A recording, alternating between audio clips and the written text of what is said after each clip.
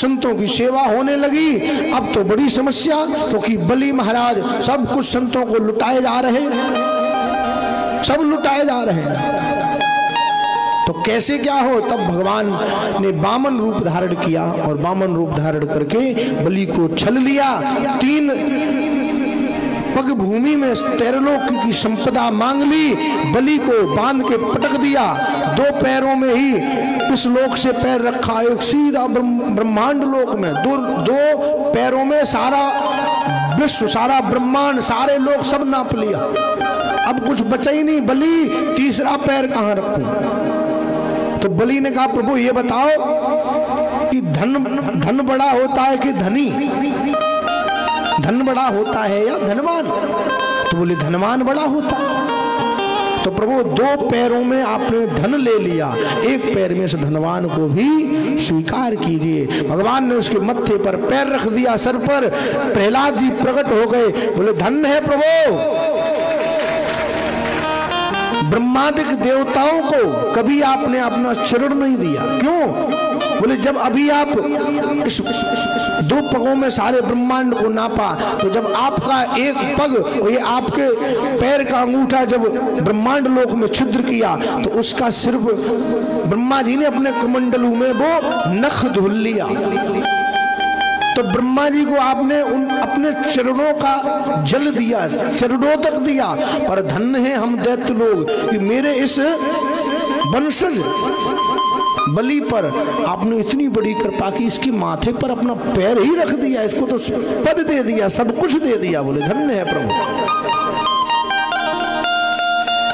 बलि गदगद हो गए, भगवान प्रसन्न हो गए, बोले वरदान मांग लो। बलि ने कहा, मुझे तो यही मेरी चाह है कि जिधर मैं देखूं बस आप ही आप दिखाई दें। अब बलि को वरदान दे दिया भगवान ने, बलि जिधर दृष्टि डाले उधर भगवान को दौड़ना पड़े। अब इधर डाले तो इधर आ गए, इधर तो तुरंत उधर भी भगवान को पहुंच, भगवान दौड़ लगाने लगे। भगवान ने कहा, ये तो भक्तों ने हमको नाना भांति नचायो, भगतन ने मोकू नाना भांति नचायो। इन्हीं काज तज लोक लाज मैंने बैकुंठहु बिसरायो, नाना भांत नचाया। भक्तों ने मुझे बड़ा नचाया। लक्ष्मी जी को पता पड़ा तो लक्ष्मी जी भी आती हैं और बलि के हाथ में राखी बांधती हैं। भैया तो अब बहन तुमने राखी बांधी तो रक्षा सूत्र बांधा है, तो कुछ बदले में मांग लो, क्या चाहती हो? बोले हमें तो कुछ नहीं चाहिए। नहीं नहीं मांग लो। बोले त्रिवाचा भरो, 3 बार वचन दो। अब जहां 3 बार वचन की बात करी सो बलि की धड़कन तेज हो गई। बोले एक ने 3 बार वचन लिया सो त्रैलोक की संपदा ले ली उसने। अब ये फिर 3 बार वचन ले रही, मामला कुछ सीरियस है, गड़बड़ है। बोले ऐसे ही ले लो। नहीं नहीं वचन देना, पर ठीक है भाई वचन दिया। तो बोले ये द्वारपाल हमको दे दो अपना, जो तुम्हारा ये सेवक है इधर उधर से घूमता रहता है, इसको हमें दे दो। बलि बोले सच सच बताओ देवी तुम कौन हो, सच बताओ।